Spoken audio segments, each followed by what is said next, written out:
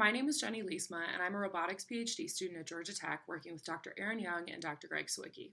The overarching goal of my work is to develop an intelligent robotic hip exoskeleton that can augment balance during walking.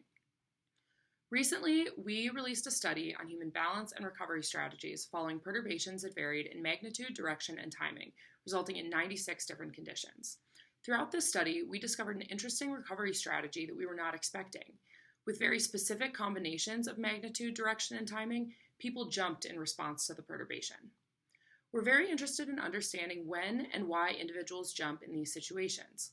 Based on our initial observations, we hypothesized that jumps would occur during crossover step maneuvers when the stance limb was directly in the path of the swing limb. Here, we show the swing foot's path during successful steps and the path leading into jumps when we projected a collision with the stance limb. If there was no possible collision, we hypothesized that individuals jumped when they needed to execute a severe crossover step that was narrower than they were able to execute. To investigate this, we fit a participant-specific center of mass model previously published by Joshi and Srinivasan to estimate step width had the participant not jumped.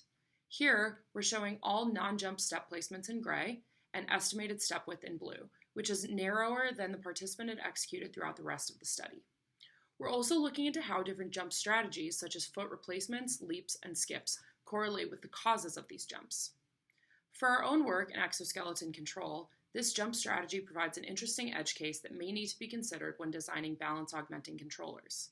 But we've also been very interested in how the emergence of this strategy translates to the bipedal robotics community. Our collaborators here at Georgia Tech in Dr. Ye Zhao's lab have found that the limb collisions are indeed a challenge and possibly detrimental for some bipedal robotics controllers. They are now exploring new control approaches to plan for these situations.